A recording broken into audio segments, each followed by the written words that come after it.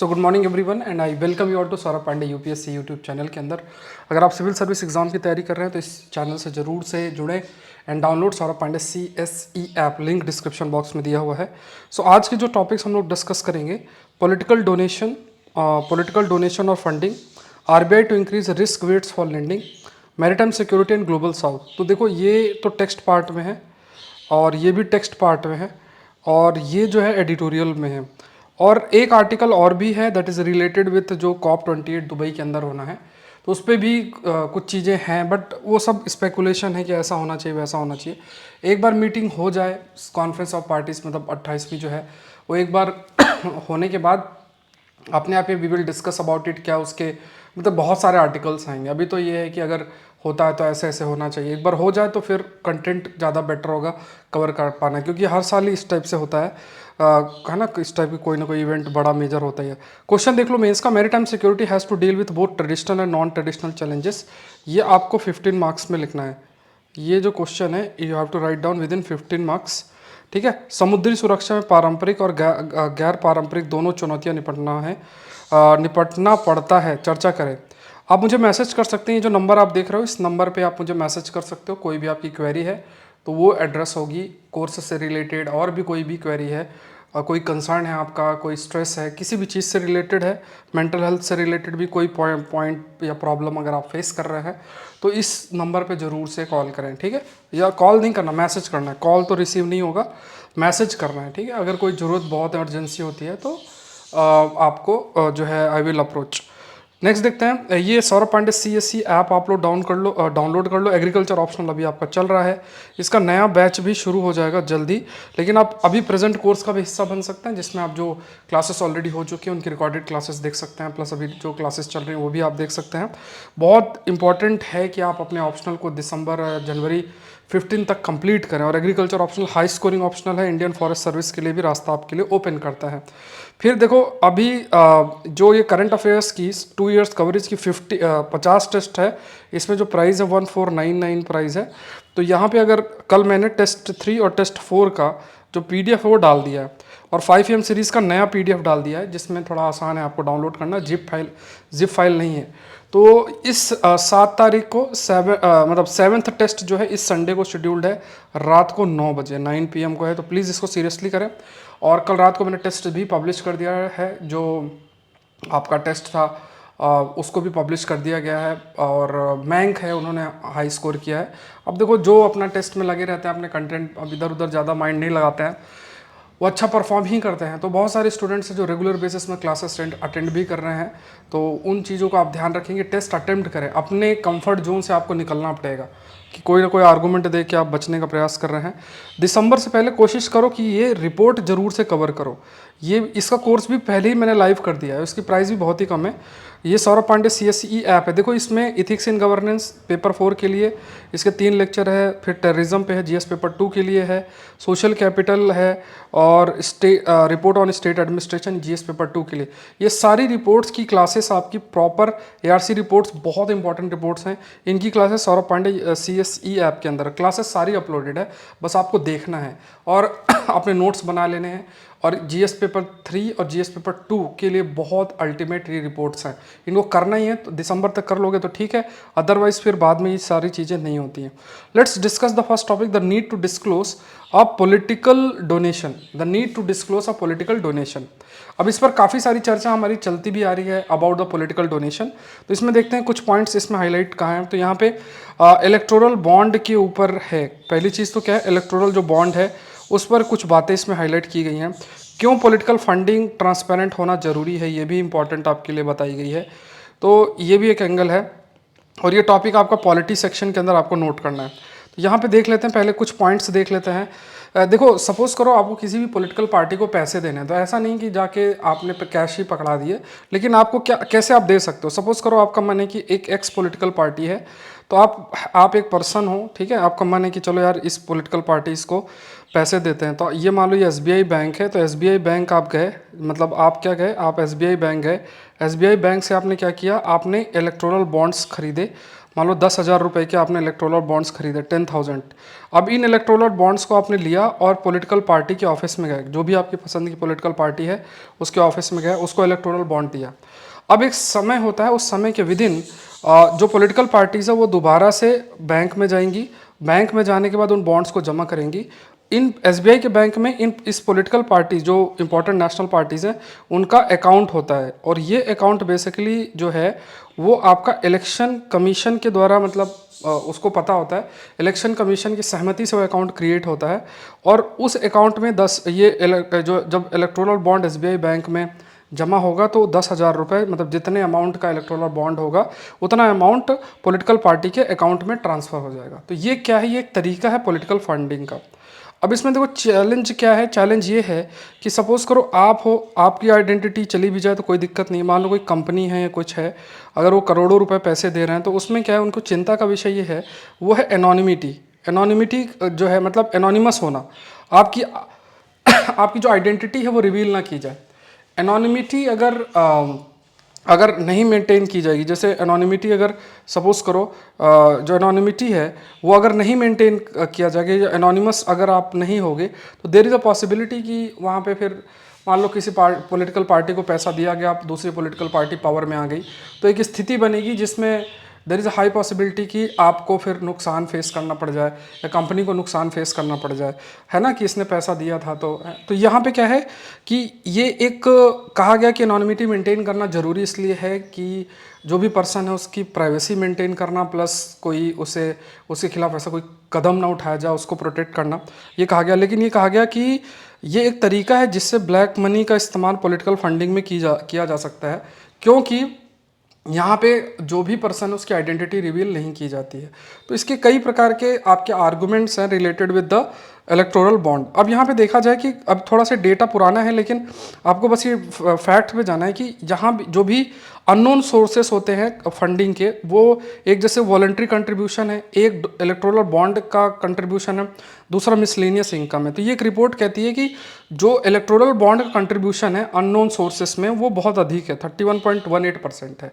इसी तरीके से अगर कहा जाए तो जो इलेक्टोरल बॉन्ड का जो कंट्रीब्यूशन है अलग अलग ईयर्स में अगर देखा जाए तो काफ़ी अधिक आपका एक तरीके से रहता है। अब इसमें कई आर्गुमेंट्स चलते रहते हैं। सरकार की अगर बात किया जाए तो सरकार का ये मानना है कि ये मेथड पूरे तरीके से बहुत ही ट्रांसपेरेंट है, और ऐसा नहीं कि ब्लैक मनी को जो है ब्लैक मनी का इस्तेमाल करके और इलेक्टोरल बॉन्ड खरीदे जाएं और उसके माध्यम से पॉलिटिकल पार्टीज़ को फंडिंग की जाए। ऐसा सरकार का मानना है कि ऐसा कुछ भी नहीं है। लेकिन पेटिशनर का ये पेटिशनर जो है इनका मानना है कि ये जो इलेक्टोरल बॉन्ड है, क्योंकि एनोनिमस रूट है, क्योंकि जो भी पर्सन है वो पर्सन की आइडेंटिटी रिवील आपकी नहीं की जाएगी, और यहाँ पे 100% टैक्स एग्जम्पशन है। इवन फॉरेन कंपनीज जो है अपने इंडियन सब्सिडरी के माध्यम से पैसा जो है वो इलेक्टोरल बॉन्ड के माध्यम से पॉलिटिकल पार्टीज़ को पहुंचा सकते हैं। तो ये भी आप कहें तो ये भी एक मतलब पेटिशनर जो हैं, या फिर एक क्रिटिसिज्म भी है। आप इस जो इनके द्वारा आर्गूमेंट दिया गया है वो क्रिटिसिज्म भी है। मतलब कोई फॉरेन कंपनी है, उसकी एक ब्रांच भारत में, तो इंडियन सब्सिडरी होगी, तो वो भी चाहे तो इलेक्टोरल बॉन्ड के माध्यम से पैसा पार्टी को दे सकती है। और इलेक्टोरल बॉन्ड जो है ज़्यादा ट्रांसपेरेंट नहीं है, ये भी चीज़ें हाईलाइट आपकी की गई हैं। ये सब कुछ पॉइंट्स हैं, ठीक है। मतलब ये अलग अलग ओपिनियंस और आर्गूमेंट्स हैं related with the electoral bond. तो थोड़ा सा हमें इसके बारे में ऑल दो देखो, अगर आप पॉलिटिकल पार्टी को पैसा देते हो तो कैसे दोगे? एक तो कैश दे देना, ठीक है। अगर आपने कैश दे दिया तो उसका कोई वो नहीं है। इलेक्टोरल बॉन्ड में ऐसा कैश तो नहीं है, आपने कोई संस्थाएं बीच में इंक्लूड की हैं, एसबीआई है और फिर इलेक्टोरल बॉन्ड है, फिर इलेक्शन कमीशन है, जिस अकाउंट को क्रिएट किया जाएगा उस अकाउंट में ही पैसा ट्रांसफ़र होगा। तो ये सब चीज़ें तो हमने रखी हुई हैं, लेकिन इसको भी बोला गया कि बहुत ट्रांसपेरेंट और ट्रांसपेरेंट होना चाहिए। बट होना क्या चाहिए, ये सॉल्यूशन है ना। ऑल्दो देखो सबसे अच्छी बात ये है कि अगर पॉलिटिकल पार्टी खुद हर चीज़ रिवील करते हो तो उससे बेस्ट कुछ भी नहीं है। लेकिन फिर भी पॉलिटिकल पार्टीज जो हैं अननोन सोर्सेस को डिस्क्लोज नहीं करती, और उन्हें इतना सारा मतलब कैंपेन रन करना है और बहुत सारी चीज़ें हैं, तो पैसे की ज़रूरत है। अगर आप सोचो कि एक छोटा सा बर्थडे पार्टी भी अगर आप घर पे कर लो तो उसी में 50-60 हज़ार रुपये, लाख रुपए खर्चा हो जाता है। तो इतनी बड़ी बड़ी कैंपेन में कितना पैसा खर्च होता होगा, तो पैसा आएगा कहाँ से? तो ये अलग अलग जो फंडिंग है वो अलग अलग जगहों से आती है, कई फेवर्स भी किए जाते हैं। तो ये एक रियलिटी है और ये सब डेमोक्रेटिक सिस्टम में देखने को भी मिलता है। ऑल्दो हम इसको कैसे अच्छा कर सकें, या फिर आप कह सकते हैं इसको कैसे हम इंश्योर कर सकें कि थोड़ा सा चीज़ें ट्रांसपेरेंट हो, इथिकल हो। तो ये डिपेंड करता है किसी भी पॉलिटिकल पार्टीज़ के वैल्यू सिस्टम पे, जो पर्सन या जो लीडर है पॉलिटिकल पार्टीज़ के, उनके वैल्यू सिस्टम पे बहुत निर्भर करता है। देखो फाइनेंस एक्ट 2017 का, इसने इलेक्टोरल बॉन्ड स्कीम को जो है इंट्रोड्यूस किया था। 2017 में फाइनेंस एक्ट एक लेकर आ गया था, उसके तहत जो इलेक्टोरल बॉन्ड है उसके यूज़ को इंट्रोड्यूस किया गया था। और इसमें जो disclosure under representation of people act 1951 है ना, which are exempt from disclosure, मतलब जिसने भी पैसा प्रोवाइड किया है उसे अपना आइडेंटिटी डिस्क्लोज करने की ज़रूरत नहीं है। तो इसमें कहा गया कि बहुत सारे अननोन लोग एनोनिमिटी मेंटेन करके और जो है सरकारों को पैसा या पॉलिटिकल पार्टीज़ को पैसा जो है वो दे सकते हैं। फिर इसमें यह भी कहा गया कि जो पहले ये था कि remove the existing cap of 7.5% of net profit in the past 3 years, मतलब अगर मान लो कि पास्ट 3 ईयर में जो भी नेट प्रॉफिट है उसका 7.5% तक ही जो कंट्रीब्यूशन है दिया जा सकता है, लेकिन अब ये ऐसी कोई लिमिटेशन नहीं है। और इसमें जो है एनोनिमस डोनेशन को लीगलाइज एक तरीके से किया गया है। और जो भी फंडिंग आती है, और जैसे क्या होता है कि पॉलिटिकल पार्टीज़ के मतलब दिखा दिया जाता है, जैसे कोई कंपनी है, उस कंपनी ने दिखा दिया कि इतना हमने पॉलिटिकल फंडिंग है, जो भी ऐसे हमने पैसा ऐसे दिया है, तो उनको इनकम टैक्स में भी कुछ जो है छूट मिल जाती है। तो ये भी एक पॉइंट हाईलाइट आपका किया गया। ऑल दो देखो, अगर आप थोड़ा सा चेक करो, ट्रेल देखो कि कौन पैसा दे रहा है, कैसे दे रहा है, उस स्थिति में देयर इज़ हाई पॉसिबिलिटी कि आप जो भी पर्सन उसकी आइडेंटिटी पता कर सकते हो। लेकिन अब ट्रांसपेरेंट वे में सबके सामने है, वो इंपॉर्टेंट बनता है। सो पॉलिटिकल पार्टीज़ का एक बहुत इंपॉर्टेंट रोल है किसी भी डेमोक्रेटिक सिस्टम में। आप खुद इमेजिन करो, क्या किसी देश में विदाउट पॉलिटिकल पार्टीज़ आप डेमोक्रेटिक सिस्टम इमेजिन ही नहीं कर सकते। एक सिस्टम की ज़रूरत होती है। एंड यहाँ पे ये भी इम्पॉर्टेंट है कि किस प्रकार से फंडिंग आ रही है।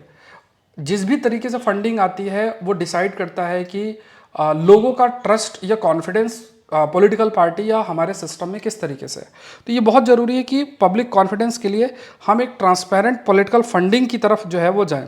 तो रिप्रेजेंटेशन ऑफ पीपल एक्ट 1951 में अमेंडमेंट जो है वो किया गया, एंड इसके तहत इलेक्टोरल बॉन्ड्स एंड जो है प्रोवाइड किया गया, जो हमने अभी देखा 2017 के अंदर।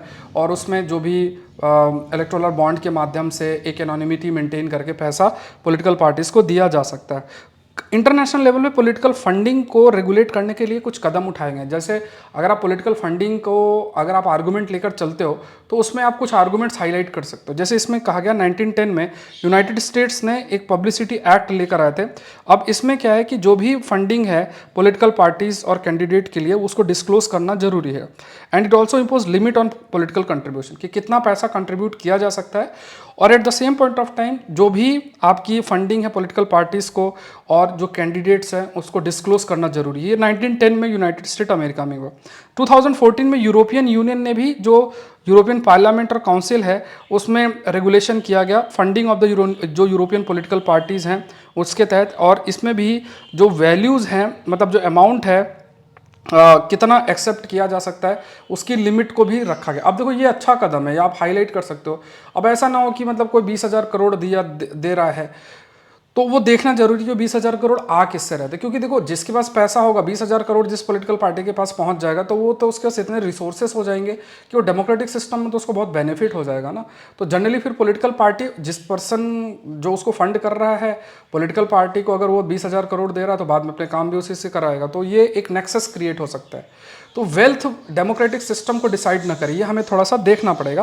तो एक लिमिट रखी जा सकती है कि अगर आप ये बता रहे हो कि यार अननोन सोर्सेज जो है वो इतना पैसा है, तो उसमें हम लिमिट रख सकते हैं कि आप जो है मान लो 3 करोड़ 4 करोड़ से ज़्यादा आप ऐसे नहीं पैसा ले सकते। तो ये एक कदम अच्छा है।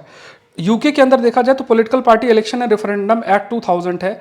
यहाँ पे भी रिस्ट्रिक्शंस इंपोज किया ऑन डोनेशन एंड लोन, मतलब कितना डोनेशन या लोन पॉलिटिकल पार्टी एक्सेप्ट कर सकती है, and the requirement for the declaration of the source of the donation. और जहाँ से भी पैसा आएगा वहाँ पे उस सोर्स को भी डिफाइन करना पड़ेगा, मतलब कि ये जो सोर्स है वो सोर्स भी बताना पड़ेगा कि कहाँ से आपका डोनेशन आ रहा है। That also need to be highlighted. तो ये यूनाइटेड किंगडम का एग्जांपल, यूरोपियन यूनियन का एग्जांपल या यूएसए का एग्जांपल। जब भी आप पॉलिटिकल फंडिंग पे लिखते हो, कुछ आर्गूमेंट आपको लिखना है, तो वहाँ पे आप इन एग्जांपल को कोट जो है कोट कर सकते हो। अब देखो अगर पॉलिटिकल पार्टीज की बात करें तो वो सबसे इंपॉर्टेंट है हमारी डेमोक्रेसी के लिए, जो हमारी रिप्रेजेंटेटिव डेमोक्रेसी है। मतलब अगर हमारे डेमोक्रेटिक सिस्टम में हमारे एमपी एमएलए जो भी है तो वो बेसिकली किसी न किसी पॉलिटिकल पार्टी का हिस्सा ही होते हैं, और वो हमें रिप्रेजेंट करते हैं। ये है, तो ये बहुत ज़रूरी है कि कॉन्फिडेंस मेंटेन करने के लिए प्रॉपर जो डिस्क्लोजर हो फंडिंग का वो इंश्योर किया जाए। इससे पार्टीज और पॉलिटिशियंस पे जो ट्रस्ट है लोगों का वो इंक्रीज होगा। रूल ऑफ लॉ और करप्शन को रिमूव किया जा सकता है। जो भी पॉलिटिकल प्रोसेस है तो रूल ऑफ लॉ इंश्योर किया जा सकता है। रूल ऑफ लॉ का मतलब है कि चीज़ें रन हो as per the law, not as per the discretion of a man. It means rule of law अगर है तो वो चीज़ शो भी करे कि दिखे कि अच्छा इतना पैसा ही लिया जा सकता है। और क्योंकि देखो अननोन सोर्सेज से अगर पैसा बहुत अधिक आ रहा है और उसी से चीज़ें रन हो रही हैं, तो जिनके पास अननोन सोर्सेज से बहुत अधिक पैसा है वो अपने इंटरेस्ट के अकॉर्डिंग काम करेंगे, और हो सकता है कि फिर उसका जो इम्पैक्ट हमारे डेमोक्रेटिक सिस्टम में भी काफ़ी नेगेटिव जो है वो हो सकता है। सो डोनेशन में लिमिट ये इम्पोज किया जा सकता है। एंड यहाँ पे है ना, तो यहाँ पे limit on donation impose because unchecked large donation. देखो लिमिट ऑन डोनेशन बहुत इंपॉर्टेंट बन जाता है। अगर नहीं करते हैं तो बड़ी बड़ी जो पॉलिटिकल पार्टीज़ हैं जिनके पास ज़्यादा डोनेशन आएगा उनको ही बेनिफिट होगा, और इससे हमारी जो डेमोक्रेसी है that will also be affected. And जो भी पॉलिटिकल पार्टीज़ हैं जिनके पास ज़्यादा आपके पास फंडिंग इस तरीके से आएगी, उनके पास ज़्यादा सोर्सेस होंगे, वो ज़्यादा मीडिया मैनेजमेंट और सोशल मीडिया मैनेजमेंट और डिफरेंट रिसोर्सेस होंगे, और उसके माध्यम से वो वोटर्स तक ईजिली रीच कर सकते हैं और परसेप्शन बिल्ड कर सकते हैं अपने प्रति, पॉजिटिव या पॉजिटिव परसेप्शन बिल्ड कर सकते हैं, भले काम करें ना करें उस पर निर्भर करता है। लेकिन यहाँ पे ये चीज़ हाईलाइट की कि जिसके पास रिसोर्सेस होंगे वो ये सब बेनिफिट उठा सकता है। तो separation of wealth from power ये बेसिक कंडीशन है, लाइन बहुत अच्छी है। वेल्थ फ्रॉम पावर बहुत इंपॉर्टेंट। अब जिसके पास मान लो जो वेल्दी है वही पावर भी अटेंड करे तो फिर हमारा डेमोक्रेटिक सिस्टम इससे काफ़ी अधिक अफेक्ट हो सकता है। तो जिसके पास वेल्थ है उसी के पास पावर जाए, डेमोक्रेटिक सिस्टम इससे डाइल्यूट हो सकता है। तो ये इंश्योर करना है कि हमारे डेमोक्रेटिक सिस्टम का एक रिप्रेजेंटेटिव कैरेक्टर बना रहे, और उस कैरेक्टर को मेंटेन करने के लिए ज़रूरी है कि हम एक ट्रांसपेरेंट पॉलिटिकल फंडिंग लेकर आएँ। अब इसमें कुछ एक शब्द भी मेंशन्ड है बहुत अच्छा, इलेक्टोरल जस्टिस शब्द मेंशन है। तो इलेक्टोरल जस्टिस का मतलब क्या हुआ, हर एक एक्शन, प्रोसीजर और डिसीजन इलेक्टोरल प्रोसेस से जो रिलेटेड है वो लॉ के अकॉर्डिंग हो, और जो इलेक्टोरल राइट्स हैं वो प्रोटेक्ट आपके किए जाए। तो यहाँ पे देखो ये इलेक्टोरल जस्टिस शब्द का क्या मतलब हुआ कि हर एक एक्शन, प्रोसीजर या जो भी डिसीजंस हो इलेक्टोरल प्रोसेस से रिलेटेड, जो इलेक्टोरल प्रोसेस मतलब वोटिंग एंड जो भी प्रोसेस है और जो भी उस प्रोसेस में इन्वॉल्व आपका है वो लॉ के अकॉर्डिंग हो, और जो भी राइट्स हैं इलेक्टोरल राइट्स उनको प्रोटेक्ट किया जाए। अब जैसे मान लो कोई चीज़ अगर पॉलिटिकल फंडिंग ही है वो भी लॉ के अकॉर्डिंग है, लेकिन ये हमें इंश्योर करना पड़ेगा कि पॉलिटिकल फंडिंग ट्रांसपेरेंट हो, लिमिटेड हो, अननोन सोर्सेस लिमिटेड हो। ये जरूरी है, इससे जो ट्रस्ट है वो लोगों का इंक्रीज होगा, चीज़ें as per the law move कर सकती हैं, तो तभी इलेक्टोरल जस्टिस भी इंश्योर किया जा सकता है। सो इलेक्टोरल जस्टिस क्या, रूल ऑफ लॉ, उसके बाद जो हमारा डेमोक्रेटिक प्रिंसिपल है उसको हम मेंटेन कर पाएंगे, फ्री फेयर और जेन्युइन इलेक्शन हम कर पाएंगे, क्योंकि इलेक्शन तभी जेन्युइन हो पाएगा जब जो भी पार्टिसिपेंट उस इलेक्शन प्रोसेस के अंदर हैं उन्हें बहुत ज़्यादा किसी को अनड्यू एडवांटेज ना हो। अब किसी के पास वेल्थ है तो पावर तुरंत ग्रैब कर रहा है, कैंपेन रन कर पा रहा है अच्छे तरीके से, क्यों, उसके पास वेल्थ है, तो उसने वेल्थ जनरेट कर लिया, कोई फेवरेटिज्म, नेपोटिज्म, जो भी तरीके से वेल्थ जनरेट कर लिया, अब उसके पास डेमोक्रेटिक सिस्टम में बहुत ज़्यादा बेनिफिट है। तो इसका काफ़ी अधिक आप कह सकते हो कि जो नुकसान भी है, पब्लिक कॉन्फिडेंस भी रिड्यूस होगा, और जो इलेक्टोरल जस्टिस है that will also be affected. So electoral bond which keep donor entail undisclosed, ये मतलब क्योंकि इलेक्टोरल बॉन्ड के अंदर जो भी डोनर है उसकी जो आइडेंटिटी है उसको डिस्क्लोज आपका नहीं किया जाता है, तो कहीं ना कहीं ये फ्री और फेयर इलेक्शन को भी अफेक्ट करता है, और हमारा जो डेमोक्रेटिक सिस्टम है दैट इज ऑल्सो अफेक्टेड। सो इसलिए बहुत ज़्यादा ज़रूरी है कि जो भी डोनेशंस किए जाएं, जो भी पैसे पॉलिटिकल पार्टीज़ को मिलते हैं या जो डोनेट करता है पॉलिटिकल पार्टीज़ को, वो जो भी प्रोसेस है या आप कह सकते हैं उनकी जो आइडेंटिटी है वो रिवील करना बहुत जो है मैटर करता है, और इसके लिए हम एक सेपरेट लेजिस्लेशन लेकर आ सकते हैं, जिसके तहत मतलब एक सेपरेट लॉ लेकर आ सकते हैं जिसके तहत जो भी ये डिस्क्लोजर है इसको इंश्योर किया जा सके। जो बड़ा डोनेशन उसका तुरंत जो है डिस्क्लोजर किया जाए कि मान लो कोई 1,000 करोड़ दे रहा तो तुरंत उसका डिस्क्लोजर जो है होना चाहिए कि ये पैसा इस पर्सन ने दिया है या इस कंपनी ने जो है ये दिया है। दूसरा, पॉलिटिकल पार्टी का जो अकाउंट है उसको ज़्यादा आपको ट्रांसपेरेंट करने की ज़रूरत है और उसको पब्लिक करने की ज़रूरत है, एंड पूरे तरीके से उस अकाउंट को इलेक्शन कमीशन को रिपोर्ट करने की ज़रूरत है। ऑडिटिंग और अकाउंटिंग मतलब जो प्रॉपर ऑडिटिंग करना ज़रूरी है, और एक इंडिपेंडेंट एजेंसी उस चीज़ को ऑडिट कर सकती है कि जो पैसा इनको मिला है उसको किस तरीके से खर्चा किया गया है। बट इतने सारे रिस्ट्रिक्शंस लगाने के बाद किस प्रकार से चीज़ें रन करेंगे वो भी थोड़ा सा देखना पड़ेगा। That is also a case. ठीक है, तो ये ध्यान में रखना। नेक्स्ट देखते हैं, RBI latest move to increase risk weight on lending. देखो, और आप सेशन लाइव देखते हैं तो आप जरूर से कमेंट किया करो कि आप सेशन को कब अटेंड करते हो। एटलीस्ट अपनी अटेंडेंस जरूर से दो, ये एक हैबिट बनाओ कमेंट सेक्शन के अंदर। आप पहले आप लोग काफ़ी पार्टिसिपेट करते थे, बट अब धीरे धीरे बस अपना सेशन किया और जो है फिर ज़्यादा ध्यान नहीं दे रहे हो, तो एक कमेंट जरूर से करो। मैं भी देखता हूँ कौन कौन लोग कब सेशंस को अटेंड करते हो, और कोशिश करो टाइमली करें। 5 AM सेशन मॉर्निंग में हो जाता तो एक दिन में थोड़ा सा एक इवेंट को आप फिक्स करें। अगर आपने एक इवेंट अगर अपने दिन में फिक्स कर लिया तो और चीज़ें जो है आपकी दिन की उसको आप मैनेज कर सकते हैं। ठीक है, तो थोड़ा सा ध्यान में रखें, सेशन को लाइक करें, चैनल को सब्सक्राइब करें, जहां मौका मिले आप चैनल को जरूर से शेयर जरूर से करें। Next see, RBI latest move to increase risk weight for lending. अब देखो, इसमें थोड़ा सा कुछ पॉइंट्स हैं, इस पर मैंने 5 AM सीरीज में हमने ऑलरेडी चीज़ें कवर कर रखी हैं इसके ऊपर, बट आज द हिंदू के अंदर ये चीज़ें आई हैं तो इसको डिस्कस करते हैं। तो यहाँ पे ये टॉपिक आपका इकोनॉमी सेक्शन के अंदर आप नोट कर सकते हो। You can include it under economy section, इसे हम इकोनॉमी सेक्शन के अंदर नोट कर सकते हैं। तो यहाँ पे देखा जाए तो यहाँ पे कुछ टर्म्स हमें ध्यान में रखना है, जैसे वो है unsecured personal loan and credit card. तो यहाँ पे क्या है कि अनसिक्योर्ड पर्सनल लोन और क्रेडिट कार्ड ये बहुत तेज़ी से इंक्रीज़ हो रहा है। अब जैसे कई प्रकार के, जैसे मान लो क्रेडिट कार्ड से ईजिली मिल जाना। अब क्रेडिट कार्ड में भी कोई मान लो लाख रुपए है, 2 लाख रुपए है लिमिट है, तो लोग खर्चा कर देते हैं, तो वो भी एक प्रकार का इनडायरेक्ट लोन ही हो गया। अब उसमें फिर कई बार इंटरेस्ट रेट बहुत हाई लगा दिया, या फिर जो भी लिया उसने पैसा नहीं दिया, तो ये चीज़ें थोड़ा सा देखना जरूरी है, इसको रेगुलेट करना जरूरी बन जाता है। सो और अनसिक्योर्ड पर्सनल लोन, जैसे पर्सनल लोन के नाम पे ले लिया गया, उसमें कोई भी ऐसी चीज़ नहीं रखी गई कि जिससे कि पैसों को इजीली रिकवर किया जाए। तो ये क्या है, बैंक के रिस्क को भी अफेक्ट, मतलब बैंक को रिस्क में भी डालता है। जैसे मान लो बैंक के पास 100 रुपये है, अब अगर उसने 30 रुपये इस तरीके से दे दिया अनसिक्योर्ड लोन या क्रेडिट कार्ड के उससे, तो ये अगर पैसा इसमें से 20 रुपये वापस नहीं आया, तो ये भी इंश्योर बैंक को करना है कि अगर उसने जो भी पैसा उसके पास है वो एक डिपॉजिटर का पैसा है। तो अगर स्थिति बनती है जहाँ पे बैंक को एक सर्टेन वैल्यू मेंटेन करके अपने सिस्टम के अंदर रखना है, और वो प्रॉफिटेबिलिटी के लिए अनसिक्योर्ड पर्सनल लोन दे रहा है, तो ये एक प्रकार से क्या है, एक रिस्क की स्थिति बनती है। तो आरबीआई ने इस चीज़ को हाईलाइट भी किया है कि आप अगर ऐसा पैसा प्रोवाइड करते हो, अनसिक्योर्ड जो पर्सनल लोन और इस टाइप से देते हो, इसके पैरेलली आपको सर्टेन अमाउंट मेंटेन करना पड़ेगा, जो कि एक प्रकार से रिस्क वेट जो है हम उसके कंसीडर करेंगे। क्योंकि देखो, सिंपल सी बात है कि बैंक के पास 100 रुपये है, वो 100 रुपये डिपॉजिटर्स के हैं, और अगर उसको अनसिक्योर वे में उसको लोन दे दिया जाए या फिर पैसा दे दिया जाए जिसके माध्यम से ये श्योरिटी नहीं है कि वो जो पैसा है वो रिटर्न होगा कि नहीं, टाइमली रिटर्न होगा कि नहीं, और डिपॉजिटर्स मान लो उनको ज़रूरत पड़ जाए, या उस पैसे को आप कहीं और बैंक दे सकते हैं। जैसे मान लो इंफ्रास्ट्रक्चर के लिए पैसा वो दिया जा सकता है, बट आपने प्रॉफिटेबिलिटी के लिए हायर इंटरेस्ट के नाम की वजह से आपने जो है वो पैसा कहीं ना कहीं मतलब आपने अनसिक्योर्ड वे में किसी को प्रोवाइड कर दिया है, तो बैंक का पूरा स्ट्रक्चर जो है वो अफेक्ट होता है। जैसे सिंपल सी बात है, जैसे मान लो कोई भी बैंक आप ले लो, अब बैंक जो है इजीली किसी को अनसिक्योर्ड पर्सनल लोन जो है वो प्रोवाइड कर देगा।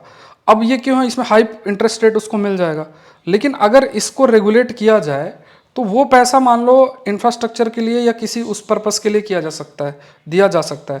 अब बैंक्स को इसमें ज़्यादा प्रॉफिटेबिलिटी दिख रही है, बैंक्स को लग रहा है कि यार ये ज़्यादा प्रॉफिटेबल है, क्योंकि हमने आसानी से हमें पैसा जो है दे देना है और इतना इंटरेस्ट रेट है, थोड़े बहुत अगर मान लो पैसे लोग नहीं देते तो हमारे पास रिकवरी एजेंट्स और ये सब होते हैं, उनके माध्यम से हम ले सकते हैं। लेकिन आरबीआई को ये देखना है कि जो भी पैसा दिया जाए वो, जैसे मान लो हम डिपॉजिट भी करते हैं और वो डिपॉजिट जो पैसा बैंक के पास है वो एक ऐसी स्थिति के लिए इस्तेमाल हो जो कि ओवरऑल इकोनॉमिक ग्रोथ को फैसिलिटेट कर सके।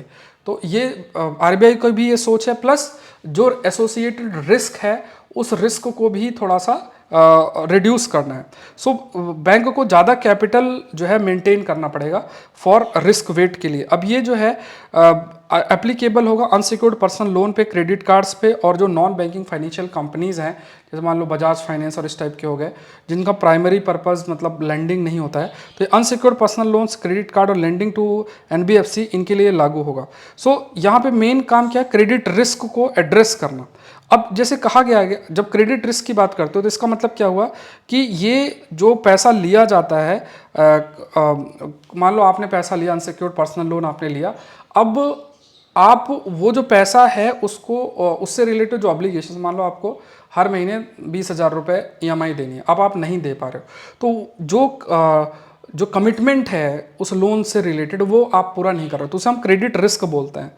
And we have a risk weight also, ये भी बैंक के लिए इंपॉर्टेंट है। अब क्या है कि अगर हाई क्रेडिट रिस्क है तो बैंक को भी ये है ना कि बैंक ने तो पैसे जो दे दिए, अब इसमें हजारों करोड़ रुपए उन्होंने अनसिक्योर्ड पर्सनल लोन के रूप में दे रखा है, उसमें अगर मान लो अगर क्रेडिट रिस्क हाई होगा तो बैंक के लिए भी रिस्क वेट बढ़ेगा।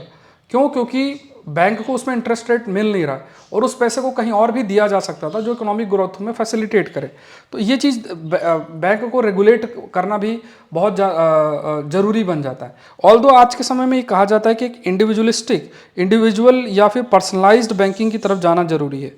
और पर्सनलाइज्ड बैंकिंग अगर आप करते हो कि अभी आपको फ़ोन खरीदना है, आपको कुछ खरीदना, आपको घूमने जाना है, इस चीज़ के लिए लोन मिलने लग जाए, तो ये ऑल्दो बैंक के लेवल पे देखा जाए तो चीज़ें ग्रो करेंगी और बैंक के लिए भी आसान ये रहता है कि यार ये छोटे मोटे कार्य हैं, इसमें अगर पैसे दे दिए जाएं तो इनको हाई इंटरेस्ट चार्ज किया जा सकता है। वहीं अगर इंफ्रास्ट्रक्चर और इन सब में दो तो बैंक मान लो 20 साल के लिए दे दिया, 15 साल के लिए दे दिया, तो वो जो पैसा दिया जाएगा 15 साल 20 साल के लिए, बैंक सोचेगा यार इसमें इतना हमको रिटर्न नहीं, इस बेटर हम अनसिक्योर्ड पर्सनल लोन और इस टाइप से पैसा दे दिया जाए जिसमें हमें हाई रिटर्न मिलेगा। तो ये हमें देखना है कि जो पैसा जाए, बैंक के पास जो पैसा है, जो पैसा जाए वो इकोनॉमी के पॉजिटिव ग्रोथ के लिए इस्तेमाल हो, ये थोड़ा इंश्योर करना है। ये आरबीआई इस चीज़ को भी देखना चाहता है। अब इसके लिए क्या है कि कुछ इस प्रकार की जो कंडीशंस हैं वो कंडीशंस आपकी रखी गई हैं। कंडीशंस में कुछ चीज़ें हैं, आगे हम डिस्कस भी करेंगे। सो प्राइमरी जो पर्पज़ है ऐसे रेगुलेशन का कि किस तरीके से जो रिस्क मैनेज है उसको किया जा सके, जो भी क्रेडिट रिस्क है या जो रिस्क वेट है उसको किस तरीके से किया जा सके। आरबीआई ने जो had raised concern about the growth in consumer credit, जो डिपेंडेंसी है नॉन बैंकिंग फाइनेंशियल कंपनीज में बैंक बोरोइंग में वो भी आपका तेज़ी से बढ़ रहा है। रिस्क वेट जो है कंज्यूमर क्रेडिट एक्सपोजर इसको इंक्रीज़ किया जाएगा 25% to 125% for all commercial bank and NBFCs. And ये पर्सनल लोन पे जो है लागू होगा, जिसमें housing loan, education loan, vehicle loans और ये सब चीज़ें नहीं आपकी होंगी। एट प्रेजेंट जो है रिस्क वेट है 100%। अब ये जो क्रेडिट कार्ड होल्डर है कमर्शियल बैंक्स के, वो प्रेजेंटली 125% है रिस्क वेट का और एनबीएफसी के लिए 100% है, तो इसको इंक्रीज़ करके 150% कर दिया गया है और एनबीएफसी के लिए 125% कर दिया गया फर्दर। अब इसमें देखो कंसर्न ये है कि जैसे मान लो अगर 100 रुपये देते हैं तो उन्हें उसके पैरेलली सर्टेन अमाउंट 125% उनको संभाल के रखना पड़ेगा, या फिर मतलब उतना कैपिटल उनको बना के रखना पड़ेगा, या फिर शेड्यूल कमर्शियल बैंक के केस में दैट हैज़ टू बी 150%, तो ये मेंटेन करना पड़ेगा। तो ये 25% इंक्रीज़ किया गया है। इसका पर्पज़ वही है, क्रेडिट रिस्क को कैसे टैकल किया जा सके, at the same point of time जो रिस्क वेट है उसको कैसे टैकल किया जाए, इसके लिए हायर कैपिटल मेंटेन बैंक्स को करना है। अब यहाँ पे ये भी आपका हाईलाइट किया गया कि जैसे मान लो और बैंक को अभी पहले मान लो 100 रुपये वो रखते थे, अब उनको 125 रुपये रखना है और या 150 रुपये रखना है, तो एक्स्ट्रा 25 रुपये उन्हें, मतलब एक्स्ट्रा 25 जो % है उन्हें अपने पास रखना है। इट मीन्स 25% का जो उनकी कैपेसिटी है लोन देने की वो रिड्यूस होगी। अब बैंक क्या करेगा, अपनी प्रॉफिट के लिए वो क्या करेगा, इंटरेस्ट रेट बढ़ा सकता है। मान लो लोन दे रहा है, उसे देखना है कि यार मैं 25% मुझे और संभाल के रखना है बैंक आरबीआई की रेगुलेशन के अकॉर्डिंग, तो वो ये सोचेगा कि इट्स बेटर कि चलो ये जो इंटरेस्ट रेट है जो हमने लोन दे रखे हैं उसके बढ़ा दिए जाए। तो लोन थोड़ा सा कॉस्टली हो सकता है, ये पॉसिबिलिटी आपकी बनी रहती है। ये एक मेजर कंसर्न है, बैंक अपनी प्रॉफिटेबिलिटी को मेंटेन करने के लिए, अपने जो प्रॉफिटेबिलिटी उसको मेंटेन करने के लिए ये कर सकता है। और इजीली लोन अवेलेबल ना हो या फिर जो लोन ग्रोथ है वो थोड़ा सा आप कह सकते हैं कि that will also be affected. तो ये पॉइंट्स आपको ध्यान में रखें। नेक्स्ट देखते हैं challenge of maritime security in global south. This is again very important topic. देखो आज के न्यूज़पेपर में 3 मेजर टॉपिक्स, एक टॉपिक आपका COP 28 से रिलेटेड है, वो स्पेकुलेशन पे है कि COP 28 की मीटिंग होगी तो ऐसा होना चाहिए वैसा होना चाहिए। अभी देखो जब प्रॉपर हो जाएगी मीटिंग तो उस पर हम डिटेल डिस्कशन करेंगे, ठीक है, पूरा आर्टिकल्स आएंगे तो उस पर we will discuss in great detail. Next देखते हैं challenge of maritime security in the global south. Maritime security मतलब समुद्र से रिलेटेड है। अगर 2023 के मेंस को भी देखोगे ना तो आई थिंक क्वेश्चन एक मैरीटाइम सिक्योरिटी पे है आपका, तो ये थोड़ा सा ध्यान में रखना है। अब देखते हैं कुछ पॉइंट्स देख लेते हैं। तो यहाँ पे देखा जाए तो ये जैसे अभी फिलहाल के लिए जो थोड़ा सिनारियो आप समझो कि देखो ये पैसिफिक ओशन का इलाका है और ये वेस्टर्न पैसिफिक ओशन है, this is western Pacific ocean. अब इस पूरे रीजन में चाइना अपने प्रेजेंस को बढ़ाना चाहता है क्योंकि चाइना एक मैरीटाइम समुद्री पावर बनना चाहता है। और अगर आप देखोगे तो यहाँ जो इशू चल रहा है इजराइल और हमास वाला, तो ये यूएसए का पूरा कंसंट्रेशन इस रीजन में इंक्रीज किया जा रहा है, जिससे कि यूएस का फोकस है ताइवान और इन सब रीजन में रिड्यूस हो, इस रीजन में रिड्यूस हो।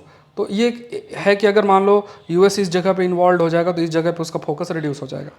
और ये पूरा का पूरा रीजन जिसे हम इंडो पैसिफिक भी बोलते हैं, it is called as Indo Pacific region. तो ये जो इंडो पैसिफिक का इलाका है इस एरिया में भी क्वाड जो देश है, कमेंट सेक्शन बताओ क्वाड में कौन कौन से देश हैं। तो इस पूरे रीजन में भी क्या है, सिक्योरिटी डायमेंशन को इंप्रूव करना, चाइना को काउंटर करना, क्योंकि चाइना अपने एग्रेशन को इंक्रीज करते हुए आप कह सकते हैं कि इस अपना प्रेजेंस इंक्रीज करना चाहता है, रूट्स को कंट्रोल करना चाहता है, ट्रेड को कंट्रोल करना चाहता है। तो ज़रूरी ये है कि ये सारे के सारे जो पूरे का पूरा इलाका है, इस इलाके में मैरीटाइम सिक्योरिटी जो है वो इंश्योर किया जा सके। कई प्रकार के चैलेंजेस हैं, जैसे मान लो कोस्टल इलाके हैं उसमें बहुत डिफरेंट चैलेंजेस हैं, पॉल्यूशन से रिलेटेड, क्लाइमेट चेंज से रिलेटेड, पायरेसी से रिलेटेड। ये जो है इस रीजन में पायरेसी की प्रॉब्लम आपकी एग्जिस्ट करती है। तो उन चैलेंजेस को डील करना बहुत इम्पॉर्टेंट बन जाता है। अब जैसे फॉर एग्जांपल पाकिस्तान का रीजन है तो इसके पास एडवांटेज है, गल्फ जैसे पाकिस्तान इस रीजन में उसके पास एडवांटेज है। अब यहाँ पे safeguarding the sea route ये बहुत इंपॉर्टेंट है, समुद्री जो रास्ता है उसको सेफ गार्ड करना सबसे बड़ा चैलेंज है और ज़रूरत भी है क्योंकि व्यापार इन्हीं रास्ते से होता है। चाइना यहाँ पे काफ़ी अपना प्रेजेंस बहुत तेज़ी से इंक्रीज़ कर रहा है। अब चाइना के पास जो है like safety of sea routes, military partnership with Pakistan, Iran, Saudi Arabia, military superiority जो है चाइना लेकर आना चाहता है। अब यूएस जो है वो भी ईरान और चाइना को नेवल उनकी जो एक्टिविटी है उसको यहाँ पे कंट्रोल करना चाहता है, सी रूट्स को सिक्योर करना चाहता है। तो ये सब डिफरेंट डायमेंशंस हैं जब हम मैरीटाइम सिक्योरिटी की बात करते हैं। और चाइना भी क्या है, जैसे डिफरेंट जो पोर्ट्स है, जैसे हम्बन टोटा में उसका प्रेजेंस है, कई जगह पे जैसे कई एरियाज़ में अपना प्रेजेंस है। अब यहाँ पे इस जगह पे भी अपने प्रेजेंस को चाइना बढ़ा ही रहा है और ग्वादर पोर्ट में उसका प्रेजेंस है। यहाँ पे भी धीरे धीरे बांग्लादेश में भी अपने प्रेजेंस को इंक्रीज जो है कर रहा है। यहाँ पे इवन जो म्यांमार से रिलेटेड कुछ पोर्ट्स हैं वहाँ भी जो है वो अपने प्रेजेंस को बढ़ा रहा है। मलक्का स्ट्रेट में अपनी डिपेंडेंसी के लिए वो कैरा कैनाल, डिपेंडेंसी को रिड्यूस करने के लिए कैरा कैनाल भी मतलब इस कैनाल को भी वो डेवलप कर रहा है। तो ये सब चीज़ें जो है चाइना के द्वारा किया जा रहा है। तो जब डिफरेंट सेट ऑफ आप कह सकते हैं कि अप्रोच होगा, अपना डोमिनेंस जो देश है वो अपने आप को इंक्रीज करना चाहेंगे जैसे चाइना जैसा देश, तो फिर चैलेंज बन जाता है। और मैरीटाइम ये समुद्र रास्ते में जो भी जिसका जितना अधिक कंट्रोल होगा मैरीटाइम में समुद्री रास्ते में, उसको फ्यूचर के अंदर भी उतना अधिक बेनिफिट आपका होगा क्योंकि ज़्यादातर व्यापार समुद्री रास्ते से ही होता है। अब जैसे मान लो देखो यूक्रेन की बात किया जाए तो यूक्रेन भी प्रयास कर रहा है रशिया को कंट्रोल करने के लिए ब्लैक सी रीजन में। चाइना भी साउथ चाइना सी रीजन में अपने प्रेजेंस को इंक्रीज कर रहा है। ये सब डिफरेंट जो समुद्री एरिया है वहाँ पे अलग अलग देश एक डिस्प्यूट की स्थिति में है अपने डोमिनेंस को इंक्रीज करने के लिए।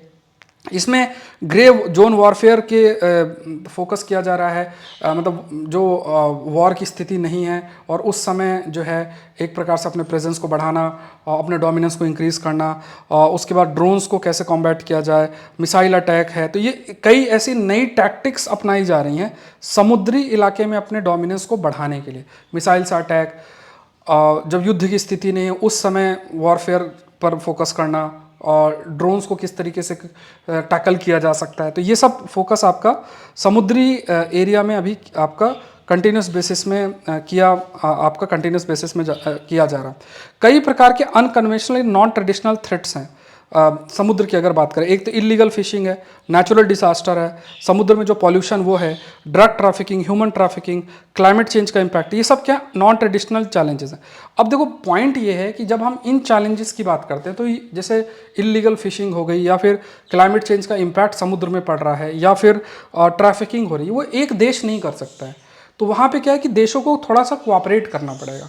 और ग्लोबल साउथ या कई ऐसे देश हैं जिनके पास खुद के पास इतनी कैपेबिलिटी नहीं है कि वो अकेले इन सब चैलेंजेस को मीट कर सके। तो ज़रूरी क्या है कि सब आपस में साथ आएँ और काम करें। जैसे इंडिया ने भी सागर अप्रोच को फॉलो किया। कमेंट सेक्शन में बताओ सागर अप्रोच क्या है। तो यहाँ पे क्या है कि यहाँ पे ज़रूरी ये बहुत इंपॉर्टेंट है कि ऐसे एरियाज़ के अंदर ये बहुत इंपॉर्टेंट है कि हम सिर्फ मिलिट्री मीन्स के तहत चीज़ों को रन करें। अब नेचुरल डिजास्टर है, वो तो मिलिट्री मीन्स से नहीं होगा ना, एक दूसरे की टांग खींचने से तो नहीं होगा ना। डिजास्टर क्लाइमेट चेंज के इम्पैक्ट के लिए तो आपको स्पेशलाइज्ड पर्सनल की जरूरत पड़ेगी और वहाँ पे कोऑपरेशन की भी जरूरत पड़ेगी।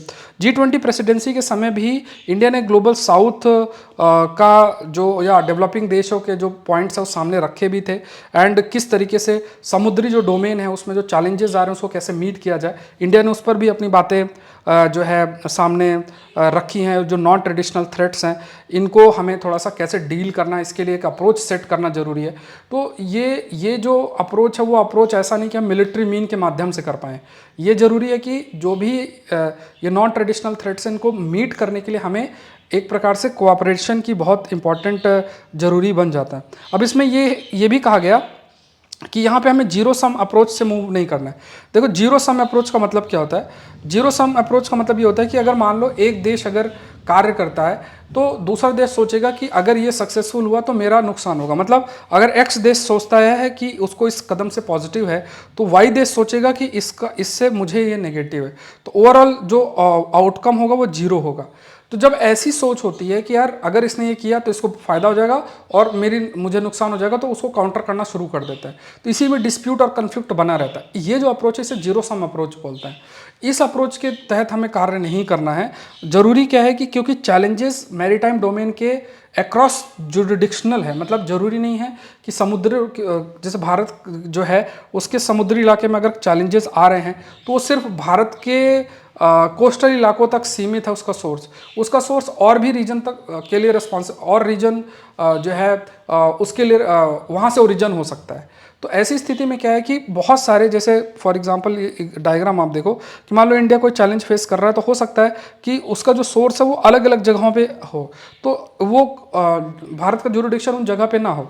अगर मान low impact of climate change है तो क्लाइमेट चेंज का इम्पैक्ट भारत के कोस्टल इलाके तक सीमित थोड़ी ना है, उसका सोर्स तो अलग अलग जगह पे है। और वहाँ पे जरूरी है कि जो भी चैलेंजेस हमारे सामने आएंगे उसमें हमें साथ मिलकर जो है काम करना पड़ेगा। अब जैसे मान लो rising sea level, marine pollution, climate change, natural disaster, ये सब चीज़ें क्या है, ये तो बहुत ज़्यादा वनरेबिलिटी ग्लोबल साउथ या डेवलपिंग देशों के लिए इंक्रीज कर देंगे। जो देश किनारे किनारे हैं जिन्हें हम लिटोरल स्टेट बोलते हैं, एशिया और अफ्रीका में, उनके पास कैपेबिलिटी भी नहीं है कि वो जितने भी ट्रेडिशनल नॉन ट्रेडिशनल जो चैलेंजेस हैं समुद्री सिक्योरिटी को या मैरीटाइम सिक्योरिटी को इंश्योर करने के लिए उसको एनफोर्स भी कर सके, तो उनको साथ की ज़रूरत है। तो वहाँ पे कोऑपरेशन बहुत मैटर जो है वो करता है, चाहे पायरेसी है, आर्म रॉबरी है, मैरीटाइम टेररिज्म है, इन सब को डील करने के लिए बहुत ज़रूरी है कि पार्टनरशिप की जाए। जो कैपेबिलिटी है उसकी, मान लो कोई देश है उसकी कैपेबिलिटी, कई सारे एशिया अफ्रीका के देश उनके पास ये कैपेबिलिटी नहीं कि वो इन सब चीज़ों को डील कर सके, तो वहाँ पार्टनरशिप की ज़रूरत पड़ती है, स्कोप पार्टनरशिप का बना रहता है। सो यहाँ पे सी पावर ये बहुत इंपॉर्टेंट है कि जो समुद्र है, समुद्र को लोगों के प्रॉस्पेरिटी के लिए उसको इस्तेमाल किया जा सकता है। सो इंडिया का जो मैरीटाइम विजन है 2030 का, इसमें कई पॉइंट्स हाईलाइट भी आपके किए गए हैं, जैसे पोर्ट्स का development, shipping, water, inland waterway पे फोकस करना है ना। तो ये सब फोकस किया जा रहा है कि हम किस तरीके से समुद्र को एज अ सोर्स के रूप में इस्तेमाल कर सकते हैं जिससे पीस प्रॉस्पेरिटी इस रीजन के अंदर लेकर आ जाए। और सेम चीज़ इंडिया का जो सागर अप्रोच है उस पर भी इंडिया ने फोकस आपका जो है इन बातों में किया। इसके बाद जो ढाका इनॉग्रल ऑफिशियल डॉक्यूमेंट है इंडो पैसिफिक से रिलेटेड है, उसमें भी हाईलाइट किया गया है, लाइक कि जो आपका डेवलपमेंट अप्रोच होना चाहिए to maritime security. Maritime security का डेवलपमेंट अप्रोच का मतलब ये हो गया कि जो भी समुद्री सिक्योरिटी आप इंश्योर कर रहे हो, जो भी ट्रेडिशनल नॉन ट्रेडिशनल जो आपके चैलेंजेस है उनको जो आप मीट कर रहे हो, तो उसमें आप मिलिट्री मीन का इस्तेमाल ना करके ये देखना है कि कैसे इस पूरे रीजन का विकास हो सकता है, और उसके लिए आप पार्टनरशिप इंश्योर कर सकते हो, मतलब पार्टनरशिप कंट्रीज कर सकते हो, क्योंकि जो चैलेंजेस होंगे वो बियॉन्ड ज्यूरिडिक्शन होंगे एक पर्टिकुलर कंट्री के। तो यहाँ पे ढाका ने भी इस चीज़ को हाईलाइट किया है, उसने भी डेवलपमेंट अप्रोच पर फोकस आपका किया है कि goods and services easily move कर सके, मान लो पायरेसी, मैरीटाइम टेररिज्म, जो भी इस तरह की चैलेंजेस हैं उनको मीट किया जा सके, पार्टनरशिप डेवलप किया जा सके। और जैसे अफ्रीका ने भी ब्लू इकोनॉमी, मतलब समुद्र से रिलेटेड जो इकोनॉमी है उसको कैसे इन्हेंस डेवलप किया जा सके, अफ्रीका ने भी इस पर फोकस आपका किया है। खासतौर से जैसे अनरेगुलेटेड जो फिशिंग है तो उसको हम किस तरीके से थोड़ा सा मीट कर सकते हैं, मतलब उसको कैसे थोड़ा कॉम्बैट कर सकते हैं, क्योंकि इससे मैरीटाइम इकोसिस्टम अफेक्ट होगा। और जैसे एक बड़ा सा ट्रॉलर और बड़ी सी जाल होगी और उसी से पूरी की पूरी फिशेस ले जाया जाए, और मेनली बिजनेस इतना बड़ा है सी फूड का तो इसलिए किया जाए, तो इसको कैसे कॉम्बैट किया जाए, एक सस्टेनेबल फिशिंग की तरफ कैसे मूव किया जाए। तो इसके लिए ज़रूरी है कि देश आपस में कोई ग्रुपिंग बना के और इन चीज़ों को कंट्रोल कर सकें। तो यहाँ पे ये बहुत इंपॉर्टेंट है। एनवायरमेंटलिस्ट ने भी कई पॉइंट्स हाईलाइट किए हैं कि रिसोर्सेज का मिसयूज़ नहीं होना चाहिए, जो भी लॉ है बाय सिक्योरिटी एजेंसीज उसको प्रॉपरली इंप्लीमेंट होना चाहिए, एंड कई प्रकार के जो आपके इंसेंटिव्स दिए जाते हैं उसको कॉम्बैट, मतलब उसको रिड्यूस करना जरूरी है। जैसे स्मॉल फिशरमैन है, अब उनको ट्रॉलर और ये सब खरीदने के इंसेंटिव्स मिल जाते हैं, सब्सिडी मिल जाती है, वो जो मशीन मैकेनाइज्ड बोट्स होती हैं तो वो जम के फिर अनसस्टेनेबल अनरेगुलेटेड फिशिंग करते हैं। तो इन चीज़ों को थोड़ा सा कंट्रोल करना जरूरी है, ये भी बहुत इंपॉर्टेंट है। इंडो पैसिफिक रीजन में कुछ पिलर्स हैं, जैसे मैरीटाइम इकोलॉजी, समुद्री जो एनवायरमेंटल सिस्टम कैसे मेंटेन करे, समुद्री रिसोर्स को, फिर उसके बाद कैपेसिटी बिल्डिंग करना, डिजास्टर है, सुनामी हो गया या हीट वेव, मतलब मैरीटाइम हीट वेव्स हो गए, बहुत सारे ऐसे डिजास्टर है, उसके रिस्क को कैसे रिड्यूस किया जाए और समुद्री कनेक्टिविटी कैसे की जाए। तो ये मेजर पिलर्स हैं इंडो पैसिफिक इनिशिएटिव के अंदर। ये मेंस में प्रश्न आ सकता है, ठीक है, कि मतलब कोई भी प्रश्न आपके लिए फ्रेम हो सकता है रिलेटेड विथ इंडो पैसिफिक, जो आपका मेजर पिलर्स हैं, इस पर क्वेश्चन बिल्कुल फ्रेम हो सकता है। ऐसे टॉपिक्स बहुत ही रेयर आते हैं, तो ध्यान रखना। तो यहाँ पे जरूरी क्या है कि प्रॉब्लम कॉमन है, बहुत अच्छी लाइन लिखी है, प्रॉब्लम आपकी कॉमन है तो सॉल्यूशन भी कलेक्टिव होना चाहिए, क्योंकि देखो सारे देश ये सब प्रॉब्लम फेस कर रहे हैं, अभी उसको मिलिट्री मीन से दूर नहीं कर सकते हो, तो कलेक्टिव सॉल्यूशन की तरफ जो है वो हमें मूव करना पड़ेगा, कोलैबोरेटिव स्ट्रेटजी की तरफ हमें मूव करना पड़ेगा, तभी हम मैरीटाइम सिक्योरिटी को हम डील भी कर सकते हैं, उसमें इंटेलिजेंस शेयरिंग भी हो सकता है, उसके बाद जो रूल बेस्ड ऑर्डर हो, चीज़ें रूल्स रेगुलेशन के माध्यम से रन हो, ऐसा नहीं किसी का कहीं मन किया किसी देश पे कब्जा कर लिया, किसी के सोवेरेनिटी को अफेक्ट किया। ये बहुत ज़रूरी है कि हम एक integrated form of maritime security की तरफ हम जो है मूव करें, और जो भी डोमेस्टिक लेवल पे लॉज हैं और इंटरनेशनल लॉज है, दोनों का एक सहमति लेकर चलें। तो डोमेस्टिक लॉ भी लेकर साथ में इंटरनेशनल जो रेगुलेशंस हैं, इंटरनेशनल लॉज हैं, जैसे मान लो United Nation convention law of the sea है जो कि 1982 है। अब ये बताता है सर्टेन चीज़ की किस देश का कहाँ तक ज्यूरिडिक्शन है, उस चीज़ को रेस्पेक्ट करना और आपके डोमेस्टिक लॉ भी उसको अवॉइड करें, ऐसा देखना है। तो यहाँ पे जो कलेक्टिव एक्शन के लिए बहुत ज़रूरी कि साथ में पार्टनरशिप हो, दूसरे देश की सोवेरेनिटी को रेस्पेक्ट आपका किया जाए और अपनी जो भी इंडिपेंडेंस है उसको भी मेंटेन आपका किया जा सके, और तभी चीज़ें सक्सेसफुल भी होंगी। तो देखो ये मैरीटाइम सिक्योरिटी पे ऐसे आर्टिकल्स कम आते हैं, बट इनसे मेंस के प्रश्न बहुत अच्छे बनते हैं, और ये चीज़ें थोड़ा सा आपको सीरियसली देखना चाहिए, ठीक है। इसका PDF Saurabh Pandey UPSC telegram channel पे मिल जाएगा। क्वेश्चन देख लो, maritime security has to deal with both traditional and non traditional challenges, 15 number का है। ये नंबर है, ये नंबर नोट कर लो, इस नंबर पर कोई भी आपकी क्वेरी है तो आप मुझे मैसेज कर सकते हैं। सौरभ पांडे CSE ऐप के अंदर काफ़ी सारे कोर्सेस है, एग्रीकल्चर ऑप्शनल का नया बैच स्टार्ट हो जाएगा, इसके अलावा अभी प्रेजेंट कोर्स का भी आप हिस्सा बन सकते हैं। और अभी मैंने जो एडवांस करंट अफेयर्स है उसकी जो टेस्ट सीरीज है उसकी 6th टेस्ट का रिजल्ट पब्लिश कर दिया, कम्युनिटी पोस्ट में देख लेना। 7th टेस्ट आपका इस संडे को शेड्यूल्ड है, और मैंने टेस्ट 3 और टेस्ट 4 का जो प्रॉपर PDF रिवीजन के लिए है वो भी अपलोड कर दिया है। 5am सीरीज़ का जो है वो भी आ गया। तो देखो जो भी इसका हिस्सा है इस सीरीज़ का उनको ग्रेट बेनिफिट्स भी है, ठीक है। तो आप लोग भी अगर ज्वाइन नहीं किया है तो इसको ज़रूर से ज्वाइन करें, डिले ना करें। मुझे पता है बाद में जब आप फरवरी तक रीच करोगे ना तब पैनिक क्रिएट होगा, जो अभी डिले करते जा रहे हैं, डिले करते जा रहे हैं, डिले करते जा रहे हैं, फरवरी तक इतना पैनिक हो जाओगे कि इधर उधर शॉर्ट चीज़ें ढूंढते रहोगे। अभी से चीज़ें मैनेज करके चलोगे तो आपके लिए ही आसानी होगी, ठीक है, ये ध्यान में रखना। अब ये पीडीएफ मैंने डाल दिया, डाउनलोड करके अपना रिवीजन कर लिया फटाफट, ये सब चीज़ें देखनी है। टेस्ट देने से भागना नहीं है। एआरसी रिपोर्ट कंप्लीट कर लो फटाफट, है ना, तो ये दिसंबर तक आपको कंप्लीट कर लेना चाहिए। अब देखो इसमें इथिक्स गवर्नेंस है, उसके बाद रिपोर्ट टेररिज्म पे रिपोर्ट है, उसके सोशल कैपिटल पे रिपोर्ट है, ये सब पेपर 2 पेपर 3 के लिए मेंस में बहुत इंपॉर्टेंट है। तो इन रिपोर्ट्स को 2-3 दिन के लेक्चर देख के कंप्लीट कर सकते हो, प्राइजिंग भी ज़्यादा नहीं है। सब कुछ आपका सौरभ पांडे CSE ऐप के अंदर है, तो इसका हिस्सा आप लोग जरूर से बने, अपनी प्रिपरेशन करें और साथ में Saurabh Pandey UPSC Telegram channel को जरूर से ज्वाइन करें। और सौरभ पांडे UPSC.com जो वेबसाइट है उस पर जो अक्टूबर वाली GS रिपोर्टर की मैगजीन है वो भी आपकी पब्लिश हो चुकी है। तो आज के लिए इतना ही। आई होप ये सेशन आपके लिए हेल्पफुल रहा होगा। मिलता है नेक्स्ट सेशन के अंदर। Thank you everyone, thank you.